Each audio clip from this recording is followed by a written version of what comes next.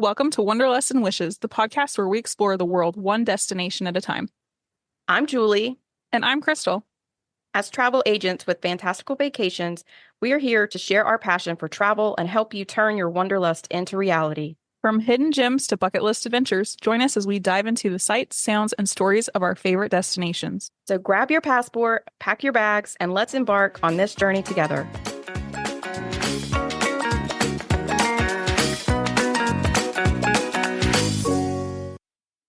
Hi, everybody. Welcome to episode 99 of Wanderlust and Wishes. Today, we're going to talk about traveling to Disney World with toddlers. This is one of those topics where there can be a huge difference between people's opinions on this, I think, and what people think it's going to look like and what it actually looks like when you're there. Obviously, it's Disney World, so it is absolutely magical. But you also have to think about it differently. There's a different strategy. One of the other things that I think people I don't know if they don't realize it or if they don't think about it, but under 3, kids are free. They're on the mouse. So that's a huge incentive to take your kiddos there before they turn 3 years old. So today we're going to walk through all of the things from packing to naps to rope drop to just managing expectations so that your trip is fun and it's not overwhelming. Let's just jump in. I tell John all the time that if I'm going to parent and deal with children every day and fight and do all the things, feed them, entertain them, why not do it at the most magical place on earth? Right. It's parenting and nothing changes here or there, except my kids are a little bit nicer to each other there. But why not do it with a little bit extra magic? Exactly. All right, like Julie alluded to, let's talk about the age thing. So if your child is under 3, and this is very important, it is based on their age at check-in, not during the trip. They are considered a guest of Mickey, which means they are completely free. So my favorite is to figure out when that toddler is turning 3, and as long as it's the day before they check in, they're free the duration. So no park ticket.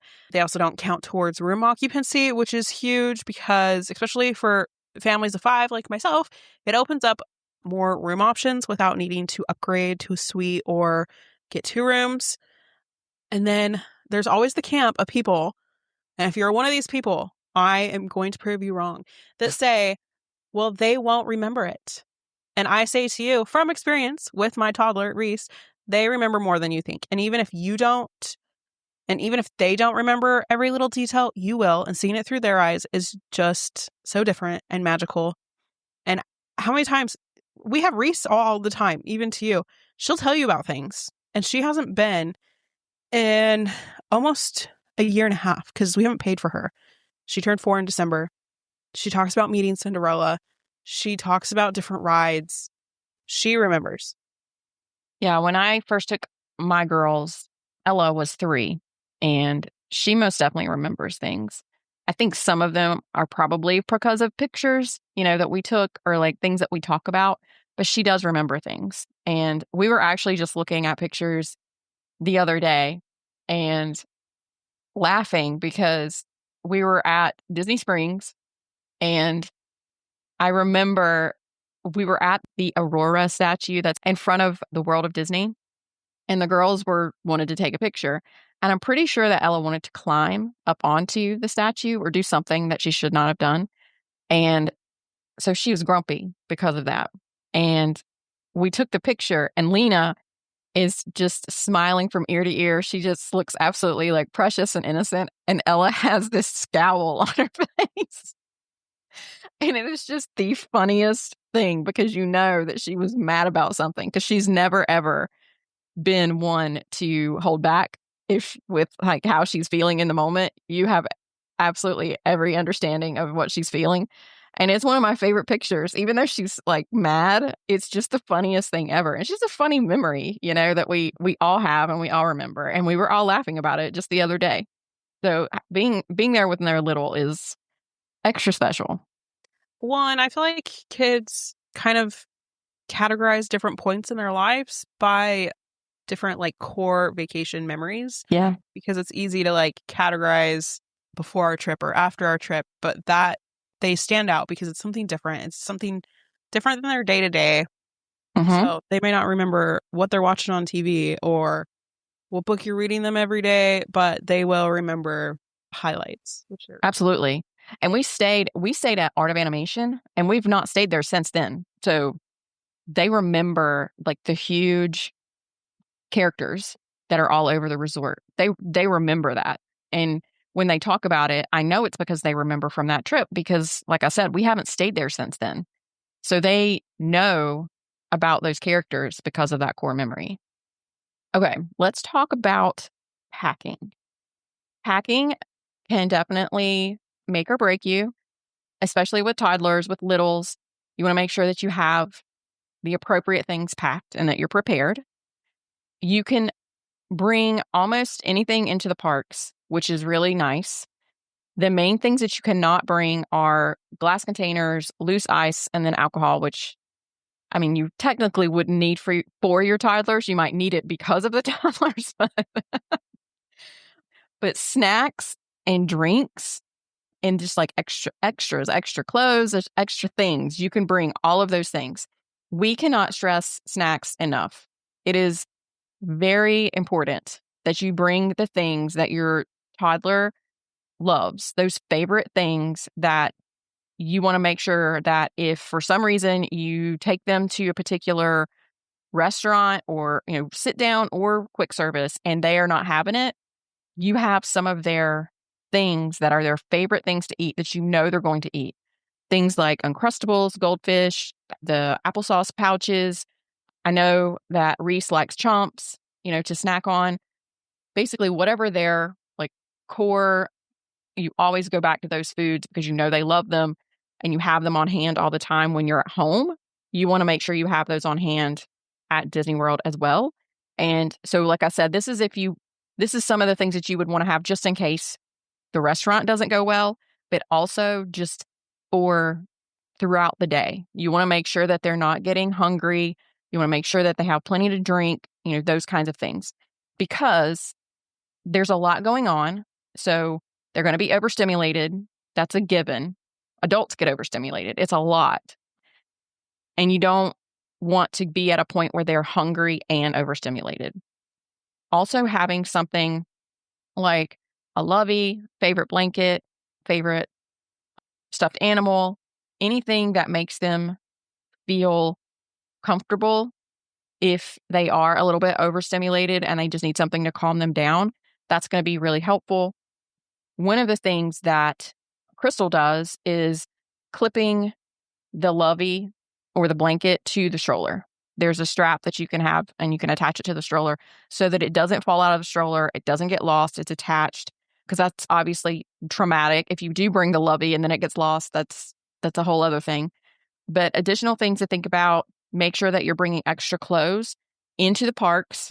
Wipes are absolutely needed for they touch everything. Toddlers touch everything. And, you don't want them to have nasty, sticky hands. So bring tons of wipes. Ziploc bags are also extremely important. Making sure you can put your snacks in there. You can put wet clothes in there, or just extra things that you don't want in your bag that's like touching other things in your bag. It's a good idea to have a Ziploc bag for those purposes. They're also very great for dirty diapers. When you are in a place that you cannot get to a garbage, throw it back in your bag and then trash it when you can. I have a client going to Disneyland this week, actually, and we were talking through things, and she goes, my kids are kind of picky eaters, and I'm kind of worried. She goes, my friend said X, Y, and Z about food, and it's kind of made me worried. And I said, well, what do they like to eat? Like, what kind of snacks do they like? She was naming some. I was like, well, just bring them with you. She goes, you can bring them? And she was shocked. So don't listen to all the popular opinions, because not everybody knows the official facts. Yeah, I think a lot of people don't realize that you can bring things in. I agree with you. Anytime I talk to clients that are going, I always make sure they know that they can bring in snacks. They can bring in, food. Obviously, you don't want to bring in like so much food that it's really difficult to lug it around. but having all the key snacks is really important.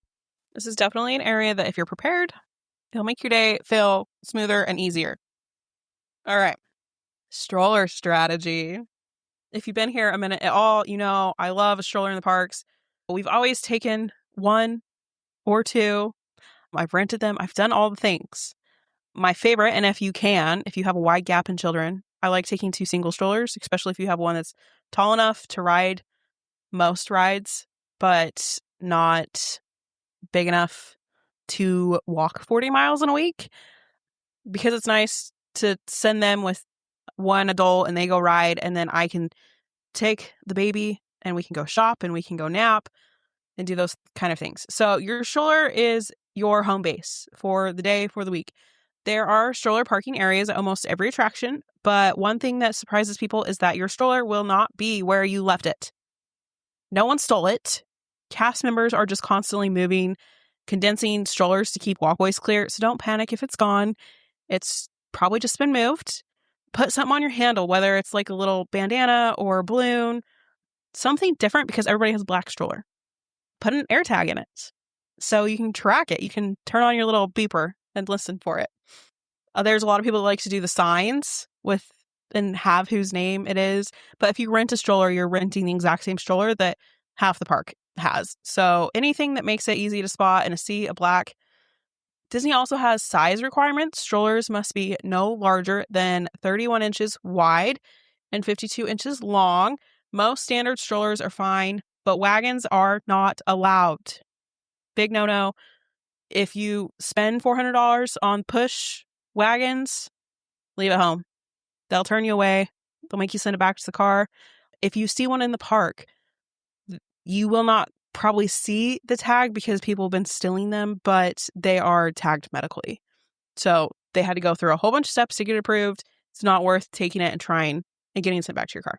A little fun exception to the stroller parking is the safari in Animal Kingdom. Your stroller actually goes through most of the line with you, and then there is a stroller valet right before you board. So this can be a long line, and it's nice to have the stroller with you. I like to make sure I always have rain covers. Florida weather changes fast, and this can save your entire setup. It's not fun to put your kid back in a soggy seat, and it could be soggy the rest of the week if you get caught. And then for me, the stroller is all about organization. So everything has a place, so I'm not digging through bags all day. We have like a drink holder off the back. I have carabiners for water bottles off the side. I keep like basically it could be a gallon Ziploc with diapers and wipes in the boot on the bottom, so it's easy to grab. You can hook your diaper bag. Anything that's on your stroller, though, will be gone through in security. So you can set up your stroller, but take your bags with you. Send dad through the line with the bags. You take the stroller with the water bottles and anything metal. And if it's in a clear pouch, they just kind of glance at it. So then they're not going through every zipped pocket, every pouch. It'll take you 30 minutes. I've done it. It sucks. Don't take welly boxes. Don't take a sunglass case box. Yeah. So I could do a whole episode on my stroller. Yes, I love your stroller strategy. One of the things I think is super neat, I don't think you mentioned it, that you have like an extra bag that's like larger that you have ready to put all of your crap in. First of all, like something that you could do, you could use, like you were saying, the bags, like making sure you have all of that out for going through security, but also at the end of the night or when you're leaving the parks and you do have to break your stroller down for the bus, you can throw everything in that bag before you break down your stroller so that it's not a complete hot mess of you holding all this extra stuff, especially if you bought like merchandise and, whatever, you have extra stuff in there. You don't have to worry about that when you're getting on the bus, because that can be really stressful to break down your stroller to get on the bus and not have anywhere to put all your stuff. And it's like a bunch of loose items. Especially at the end of the night when it's usually a sleeping, tired child that one parent is trying to hold. Yeah. So yes, an easy foldable, whether it's like those TJ Maxx bags they have at checkout or like an IKEA bag, or we all have a million of those laying around. Something that's easy to fold up that's not going to take up a lot of space. but it's good enough, big enough. Throw all the crap in. You know, you're going to have extra shoes and all the extra snacks and souvenirs. And I just quickly just plop it all in there. Shove it all in. And yes, people sit and laugh at us because it is very funny to see how quickly we clear out the stroller, clear out the kids. I'm folding the stroller down with one hand and we're on the bus. We're not breaking stride. I think it's a brilliant idea. Okay, so moving on to naps and daily flow, just kind of in general. You need to know your kid when it comes to naps. If your kid can nap in a stroller and they're totally fine with that, that's fantastic. Get a stroller that reclines, or if you already have your own stroller that they're used to, make sure you have a fan. But if your child will only nap in a bed or a quiet space, then you need to figure out what your plan is for that. You need to take a midday break back to the resort or have a place where you can go that's a quiet spot. You don't want to push them on this point because, we say all the time, your kids' personalities do not change at the parks. If they are someone that needs a nap and needs a really good sleep during the day, not getting them that every day, especially when they're overstimulated at Disney, you're going to have a rough week. Definitely after the first couple of days, it's not going to go well. Your resort location can really help with this. So if you have a toddler that does need to have a nap in a bed, being closer to the park and having transportation that's a little bit easier, it doesn't take quite so long to go back and forth, it makes a big difference. It makes a big difference in the time commitment that you have to put in to get back and forth. But you really should think through how the park day should follow your child's rhythm or your children's rhythm, not the other way around.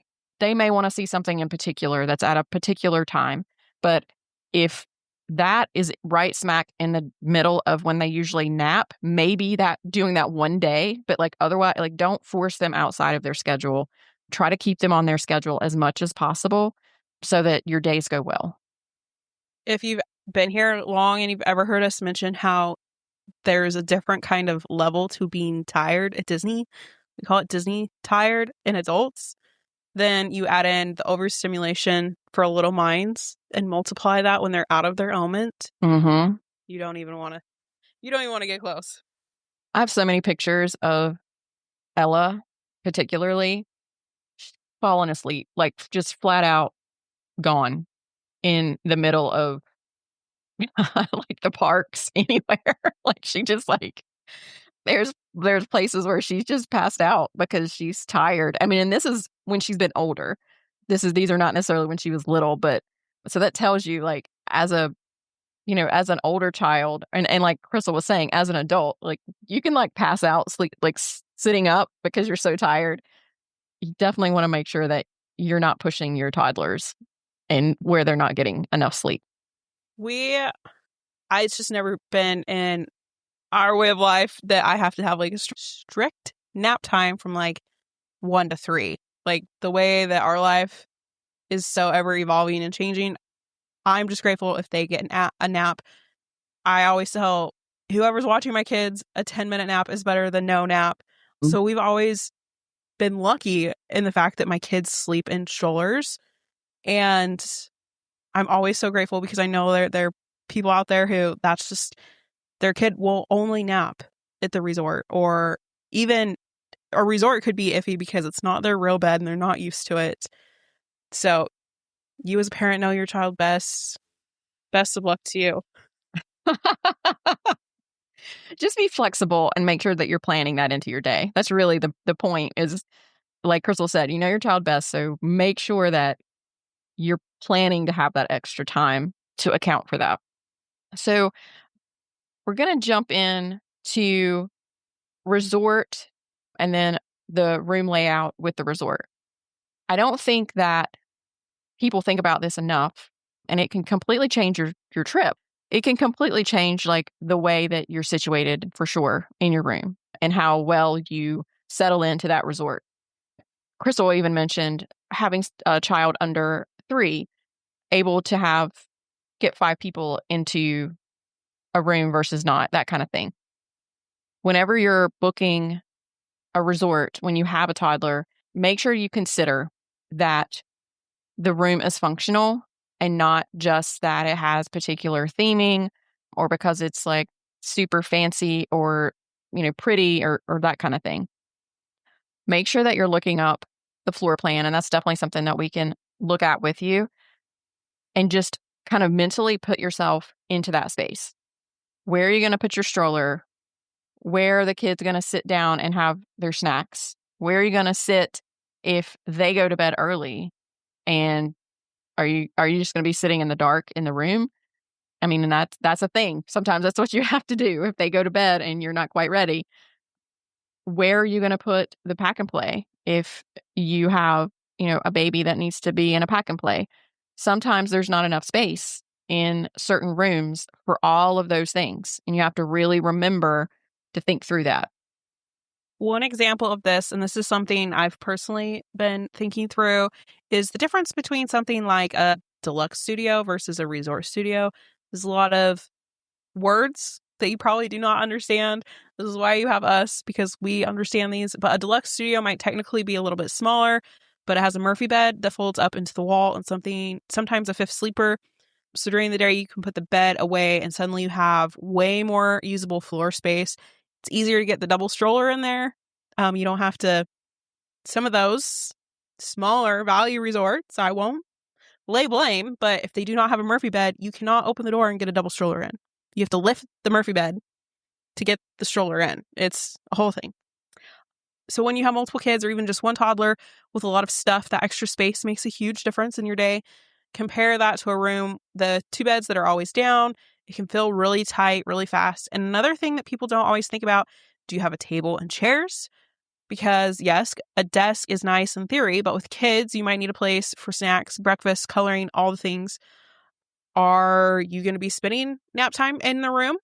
Are you going to need a microwave or a small cooler? Do we need to put you somewhere that has laundry? Depending on how you travel, there are probably rooms for you, but this is something that you're going to want to think through. Just because someone else loves a resort, it's not going to be the best fit for you. This is when I get on my high horse about, I don't like to book first time goers or people with little kids in Old Key West, Saratoga Springs, Animal Kingdom Lodge, Coronado, All Stars, because you take a bus every day of your trip. Like just little things like that. And you're like, well, the buses are great. Yes, they are great. I love them. But after 4 days of folding down your stroller and breaking it down, you're going to be tired of it. You're going to love having the monorail. You can just push it right on in.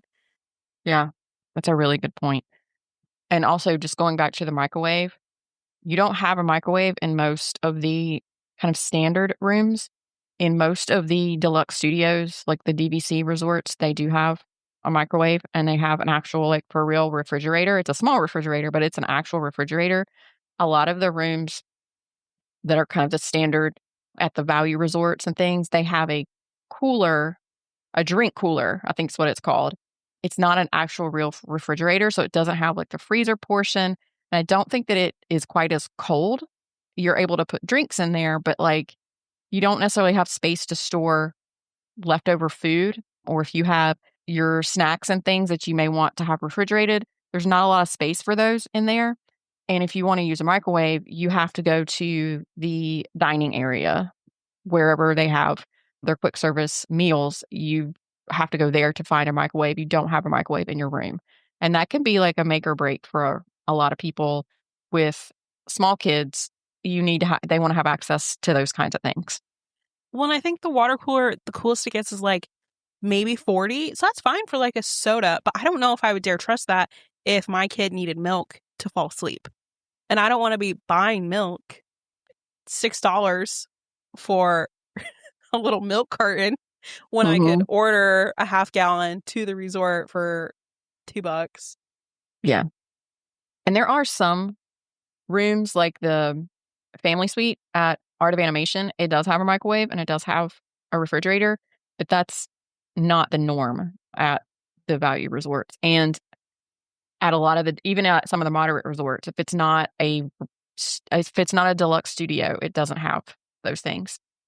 Okay, so keeping in with the resort theme, the layout of the resort. So Krystle also, she mentioned the transportation piece. So in line with that, if you're looking at what type of transportation does the resort have, where's the lobby, where's the food, the resort itself may be absolutely amazing, but if you are in a room category that is completely on the other side of the resort from the main food area and even the pool or, the lobby where all the stuff, if you needed to go get something really quickly for like medicine or something, like you needed to go get an Advil or something because somebody, has a headache or whatever, that's going to make a difference. It's not as convenient. You also need to think about if you're, far away from where the transportation, like where the bus stop is, or even the Skyliner, because there's rooms that are far away from the Skyliner at the Skyliner resorts.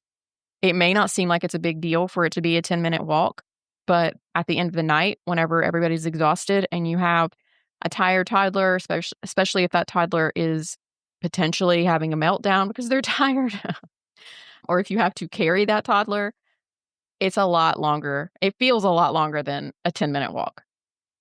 The Little Mermaid rooms at Art of Animation. When I have people request those, I'm like trying to get to the heart of why do you want this room? Is it just for the theming? Because if it is, let's maybe look at the Little Mermaid rooms at Caribbean Beach, because you're going to be a lot closer instead of trying to hike all the way across the entire campus. Yeah. To get to the food court or to the buses. To everything. I mean, they're the farthest away from pretty much everything. There are a couple of buildings that are a little bit closer to the Skyliner, but otherwise they're definitely way farther away from everything. So going back to transportation, I touched on this a little bit where I don't like the bus only resorts for a first trip or for trips with littles, but I would take it one step further. And if you're going back for naps and you're going to be spending a lot of time at Magic Kingdom, let's put you on the monorail. Let's get you an easy 2, 5, 10-minute quick back and forth instead of 15, 20 minutes. Because like we always say, time is money at Disney. Let's make it as smooth and easy as possible and not such production to get to your resort. So overall, I would say when you're booking your Disney resort with toddlers, I would prioritize the space, the layout, convenience over the theme, over the view, over the aesthetic, because at the end of the day, a well-functioning room and easy logistics will make your trip feel a lot smoother, and honestly, it'll make it more enjoyable. Yeah. This is not so much quite the same now because the Skyliner has been added, but I remember we stayed at Art of Animation. We did stay in one of the family suites and we absolutely loved that. But I remember that it always felt like we were the very last bus stop at the parks. Like when you have to get in line and they have the different areas where you wait for each resort, it always felt like we had to walk all the way to the end at every single park. And that first trip that we had, it rained a lot that week. And there were a couple times that we had to walk in the rain, and not just a little bit of rain. It was like pouring down rain. And we had to walk all the way to the end. And that was one of the things I remember we specifically were like, when we go back, we want to look at that. We want to stay at one of these places that's in like the first row versus the like third row where we don't have to walk all the way around. And just kind of to wrap up, adding in transportation, to touch back on transportation really quickly. The transportation part of staying in the bubble is absolutely one of the best parts of staying, at Disney World on property. We've talked about that before. We have an entire episode if you'd like to go back and listen. We do. But as Krystle said, buses require you to fold your stroller. The Skyliner and the monorail allows you to roll the stroller right on.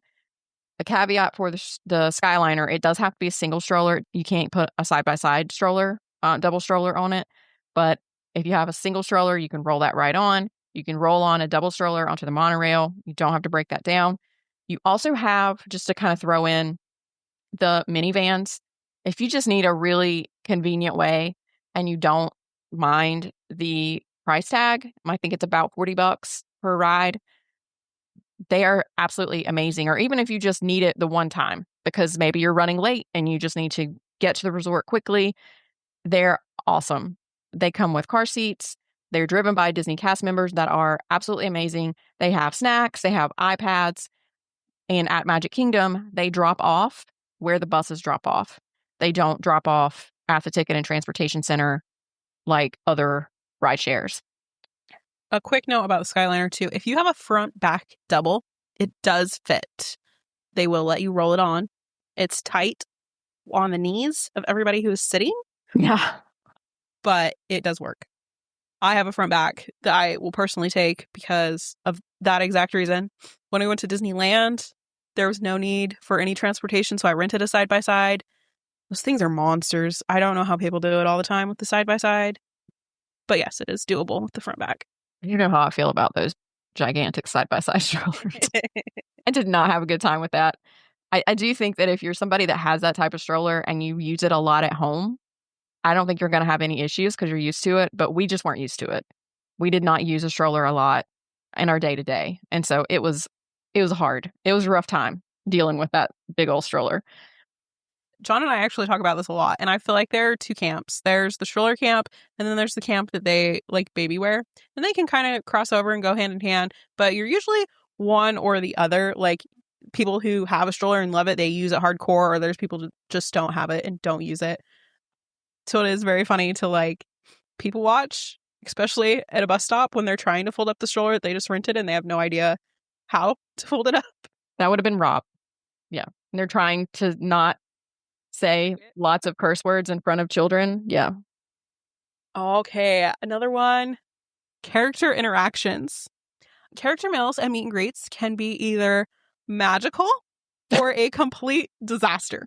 I always like to tell people, think about how your child reacts to mascots at home, or like if they're scared of the Chick-fil-A cow, maybe don't book 4 character meals. Start small, see how they do, and then build from there. This is also a great place to be flexible. Maybe try a character meal on check-in day. This is one of my favorite things to do. It starts the magic off right. You're outside the parks, and let it guide the rest of your trip. If they love it, you can always look for additional reservations later on. People are always dropping things. If they don't love it, you can pivot, maybe drop any others that you might have reserved. Most meals, advanced dining reservations, you have a 2-hour window before your reservation that you can drop it. So it's, once you're there, it's easy to kind of find things that other people are like dropping, and there's a ever evolving advanced dining reservations the week of. So that's also going to shape your park days. If they're not into characters, maybe meeting Mickey isn't a top priority. Maybe it's more of a wave during a parade or the castle show, and you don't waste an hour in line if you know they're not going to go for it. We have a local amusement park called Carowinds, and I'd say the same thing to people that if they're not sure about characters, I'm like, take them to Carowinds and go into the kiddie section of Carowinds because they have the Peanuts characters. And if they don't do well with that, then we probably want to rethink our strategy on how we book meals for like the character meals and things like that, or even like or the character meet and greets. You may want to not do those. Yeah. Well, we've had times where Reese is fine until she's like right next to them. Or we did a meal and she was fine if they were behind her and she had food in her hands. They try to like touch her or talk to her if she wasn't having it. So it's another, you know your kid best. Just be flexible. Yeah. Thankfully, I never had that issue with my girls. They loved meeting the characters. They loved the princesses. They loved doing all the things. Yeah, most of them do. It's like that 18-month stranger danger stage, 18 months to 2 years, that I feel like it's the hardest. Yeah, that's true. I do have a picture of us at around Christmas where Santa had to basically sneak up behind us. He looked like he was photobombing us because Lena didn't want to have anything to do with Santa when we were trying to get a picture. That's a great indicator. Okay, so rides and height requirements. Krystle has lots of opinions. Height requirements can be really tricky, especially if your child is right at the edge of whatever that height requirement is. if your child knows that they're going and you're trying to kind of prepare them for the trip, definitely don't promise anything before you go if they're really close. The height can vary. It's a weird thing depending on what shoes you have on, what time of the day it is. The cast member, there's so many different things that could go wrong if they're right on the line and you have already told them that they can do this ride, or you get them really hyped up and excited about it. Probably the best way to go about it is just say, let's check and see how much you've grown. Let's look at what you are, like whatever. And hopefully, cross your fingers that they'll be good to go once you're there. But don't guarantee that they're going to be able to ride something, because depending on your child's personality, it's going to be a major meltdown, or there's just going to be a lot of disappointment, which is going to just break your heart. And it's better to not pump them up for that particular ride or that particular area until you know for sure. I have some stories for this one. There was a trip. Harper was right on the cusp. I don't remember what the height requirement is off the top of my head, but it was the same height for Space Mountain as it was for Flight of Passage. She was fine on Space Mountain. They let her go. No question. The next day, we were Animal Kingdom. We went to Flight of Passage. She had the same shoes on, different hairstyle. We went up. The cast member said no. So we actually came back an hour later when that cast member had changed and tried again, and she was magically tall enough to go. Interesting. So it really just depends. It could be the way the ground is. There was another one, Incredicoaster at Disneyland. We knew she was close. And I told her, the cast member heard me. I said, I don't know. Let's go check. But it depends on how it's going today. She got up there and she was just too short, but they gave her a special pass that the next time we go back, the entire family can skip the line at Incredicoaster because she'll be tall enough. Aww. So that made up for it. That doesn't always happen, but it has always changed. And now apparently Thunder Mountain is 2 inches shorter than it used to be. It's 40 inches now. Just because they couldn't ride it before, double check, because they might far surpass it now. Okay, rope drop strategy. We talked about Magic Kingdom last week, and we have a couple of the other parks already recorded or in the works. I told you I had strong opinions on this. If you're traveling with toddlers, I really recommend rope dropping. Something as popular, but something that does not have a height requirement. Using rider switch first thing in the morning means your toddler is just sitting there waiting. And that's not a great way for them to start the day. And it's also a massive time suck when you're trying to get something done quickly in that first hour of the day. So instead, I like to knock out some of those big any height rides early. In Magic Kingdom, I'd go to Peter Pan or Jungle Cruise. Epcot, I would go to Frozen or Remy, depending on which entrance you're coming in. Hollywood Studios, Mickey and Minnie's Runaway Railway. And they usually start that one early, so we're off the ride before park even opens. Animal Kingdom, Navi River, or Safari. And then once you get those done and your day opens up so much more, then go do the big ride. Then it's easier to distract them with a treat or looking at something while another part of your party is on a bigger ride. Then you can start using rider switch. That's my opinion. I know not everybody agrees with it. After taking 3 littles to all the parks, it's just been the way to start the day on a good note and avoid meltdowns first thing. Yeah, it really does set the tone for the day, for the rest of the day, to let them be part of the experience. It's unfair for them to be there and be so excited, and they don't even get to be on the first ride. So speaking of rider switch, it is great. I love it, but it is a time commitment because you're waiting in line essentially twice. You're riding twice, which can eat up a lot of your day. So I like to be strategic about it. To use rider switch, if you have a lightning lane for that, everybody in your party needs a lightning lane. You can't just dad gets lightning lane and mom's trying to use rider switch. Before you get to the front and go into either the lightning lane or the regular line, this works for both. Stop with the cast member who has the iPad under the umbrella. Say we're here for rider switch. They will let your party go. Whoever's staying back, they'll do something to your ticket. And then they'll ask you who's coming back with you and give them either another lighting lane to come back with you, or it gives the adult an opportunity to go. And my older kids love it because they get to ride something twice, and I'll go back with them, and I'm not riding by myself. So downtime. Downtime is really important. Sometimes it's you find a quiet spot for them, and sometimes it is letting them run around like a toddler, because sometimes they just need that, especially if they've been waiting in line, and they need a spot where they can kind of get out some of that excess energy that is just running around in kind of a sort of open space. There's a couple of spots, Dumbo play area in Magic Kingdom, really any of the trail areas. Obviously, you want to make sure that they're not running too far ahead of you. In Animal Kingdom, the new animation courtyard in Hollywood Studios, I think it's going to be a really great spot. There are spots in Morocco. You can kind of go back into the Morocco area. There is a playground spot. I actually got rid of the one playground, but it still has an open space over there near, I think it's World Celebration.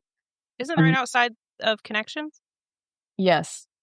Yeah, that's true. That's another good spot. Yeah, because it's just like a garden spot, which is nice. The one spot I was thinking of is they used to have like a more of a playground that was kind of when you're walking from World Showcase over to where the World Celebration section is. There used to be a spot that had like playground type stuff, and now it's more for seating. I think they just wanted to have some seating for people if they needed to go sit down and eat, which is still open space. It just doesn't have like the playgroundy type stuff there anymore. And then obviously at the end of Figment and Epcot, there's space, and it's indoors. There's space there that they can kind of run around. I feel like there are so many good places in Epcot. Yeah, I would agree. I think Epcot's better. It has a lot of good little spots. You have the aquarium, the building where Soarin' is. There's like quiet little corners. Each of the pavilions have stuff going on that you can escape. So many good places. Doesn't the end of Spaceship Earth have like a little room in there that you can explore? Mm-hmm. Yeah, they do. They have little games and things that you can play there. And you also have the baby care centers. They are amazing when you need have a quiet spot, and also just if you need something, if you need to go change, if you need to go get something, extra supplies. They also have a room that plays Disney movies all day. So they have those places where you could go if you just need to get out of the sun for a few minutes. Those are a great place. So make sure that you kind of know where the baby care center is in each of the different parks. We kind of talked on this a little bit, but another thing I think is really underrated is knowing where to go when everything gets too much. So Disney can be loud and crowded and overstimulating. So having a few little reset spots is huge. At Magic Kingdom, over between Tron and the circus area, there's the path. Yes. Not well known. It's easy there's some benches along it. It's quiet. Or go into like Hall Presidents because it's dark and use it as white noise. Not a lot of people are in there. Epcot, I said the Seas Pavilion. Love that. It's calm. It can be dim. It can be a completely different pace. Let them sit and zone out watching the aquarium. Animal Kingdom, all the trails, the Maharaja Jungle Trek or the Gorilla Falls. Disney's Hollywood Studios, Walt Disney Presents is a great place to step away. Sometimes over in the corner between like Indiana Jones and Backlot Express during non-peak eating times, there's kind of like a quiet corner back in there. You can kind of just go sit at a table. Or back by ABC Commissary, there's that little street where you go into the restaurant, but there's just tables, and it's not like a clear path, so there aren't like a lot of people that go down there unless they know where it's at. Very shaded. Yeah. So sometimes just stepping away for 10, 15 minutes is a difference between a great day and a meltdown. Find some AC, find a snack, find a quiet corner. Agree. It's good for the adults too. Speaking of snacks, dining and toddler friendly eats. Dining is another big one for kind of being prepared and knowing what some good spots are for your toddlers. It's a good idea to plan for at least one good air-conditioned break during the day. It doesn't have to be table service. It can be quick service. It can be either thing. But when you are eating at table service restaurants, kids under 3 can eat off of an adult's plate. Sometimes it's still worth it to order a kid's meal just so that they have their own thing going on. And then you also can take the sides and the snacks for later. You can put it in the Ziploc bag that we talked about, and you'll have it ready to go. When it comes to toddler-friendly meals, quick service is really your best bet. They have the mac and cheese, they have tender chicken tenders, they have fruits, they have yogurt, and they have lots of things that there would be used to, typical things for toddlers. We have several episodes there. Some of them are just overall, you can only choose one, and some of them are specific to quick service. We have, you can only choose one episodes for the different parks. If you wanted to go back and reference some of our favorites at a high level, in Magic Kingdom, you have things like Columbia Harbor House and Pinocchio. At Epcot, Connections Eatery and Sunshine Seasons. They have a ton of variety in both of those spots. At Animal Kingdom, you have Satuli Canteen. It's very customizable, which helps a lot with toddlers. And then at Hollywood Studios, you have ABC Commissary. That place is like, I think we talked about this before. I think it's super underrated. It has so many options, and it's indoors and air conditioned. It's an absolutely fantastic spot all around. And then they have plenty of things for toddlers. And they have Fountain Diet Coke with good pebble ice. And then mobile ordering is your friend. Knowing that you already have something ordered, it's already scheduled. If you're on whatever experience, you're on a ride or you're doing whatever, a parade or for the next 30 minutes to an hour, knowing that after you're finished with that, all you have to do is go to wherever the spot is that you did your order and select I'm here, and they're going to start your order, and you have a place where you can just sit down and chill. Like I was mentioning, making sure that you have a spot that you just can sit down. Air conditioning is preferable, especially in the summer. So you can get out of the heat, but just having a spot where you can sit, everybody can have something to eat and decompress is essential. This is our favorite. It's our best friend. Pro tip, tap I'm here before you actually get there. I'd rather my food be sitting for 5 minutes than be waiting for 20 minutes to pick it up. Some places are great and quick, but if you're like in the peak lunch hour, you might still wait a minute. There are many a times where I will hit I'm here. John's coming off a rider switch. He will go wait for our food and find a table. I will go finish the rider switch with one child, and then we'll meet back up and food is on the table. He's already started on the toddler eating, and it just makes it go so much smoother. Yeah. And it is sometimes, depending on, like Krystle was saying, depending on the time of day, getting a table can be a challenge. So having that kind of tag team type effort where somebody has gone to grab a table and wait for the food can make a huge difference, so that you're not standing there with hungry kids waiting to see when a table opens up. All right. Lines and meltdowns. Listen, I'm paying for convenience. I know my kids aren't going to last for 45 minutes in a line. I am using Lightning Lane to its full advantage. I budget for it. I think it is worth it, especially with little kids. I'm on vacation too, and it's not enjoyable for me if I'm waiting for an hour and a half and I have kids that are hanging on me and complaining and whining the entire time. So budget for it, use it. It's great. But also for lines, bring small entertainment, little toys, snacks, sensory items, and then rotate them so they stay interesting. Most rides, you can take a bag and put it on your feet. There are very few you cannot. And the ones you cannot, you're probably not going to have your toddler on that ride. Like the little pop things, they have all kinds of sensory toys. Now I just keep one in my bag. I can throw it at someone, have a meltdown plan, comfort items, snacks. If you need to step out of line, whatever you need to do, because sometimes the best thing you need to do is reset. I know it can be really rough to step out of line, especially if you have in your head, like they're going to love this ride, or you just really want to get on this ride, or you've waited, 15 minutes already, or whatever that is. Sometimes it's better to just get out of line, because not only is it going to help and reset for yourself, no one else in line wants to experience your child having a meltdown.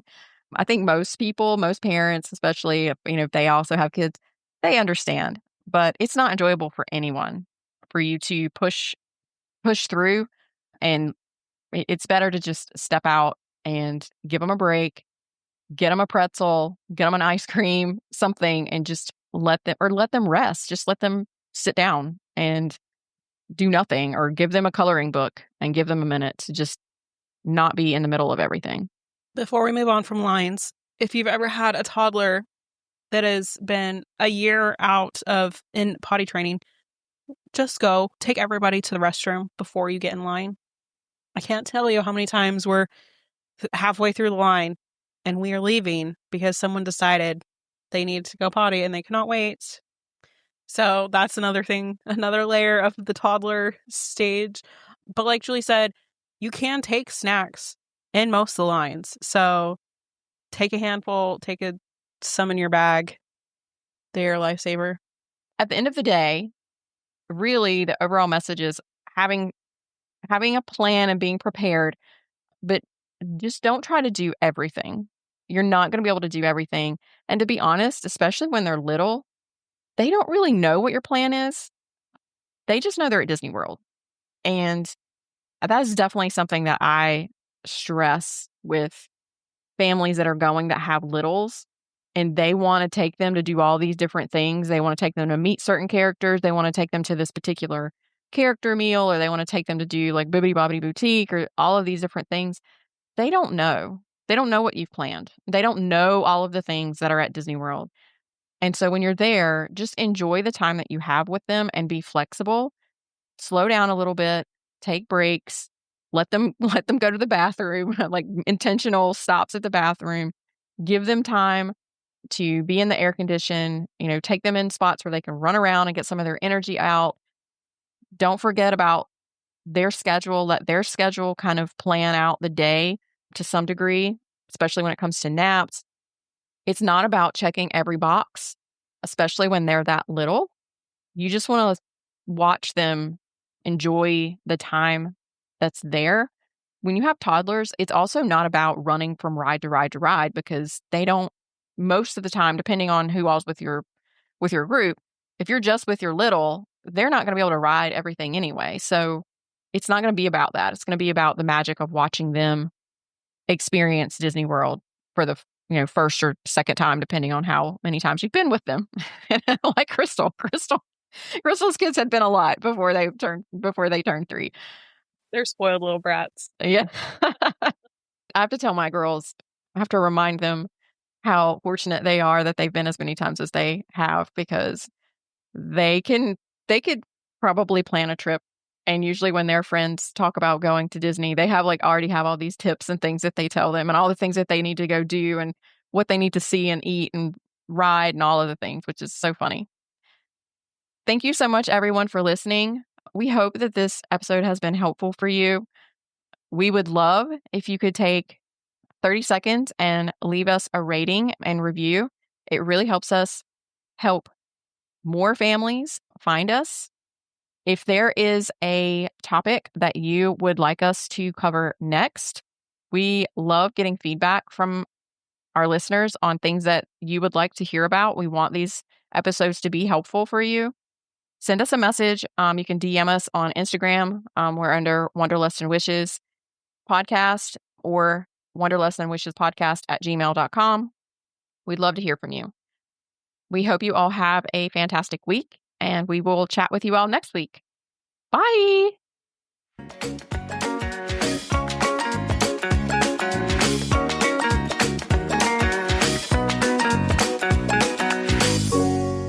Thanks for tuning in to another episode of Wanderlust and Wishes.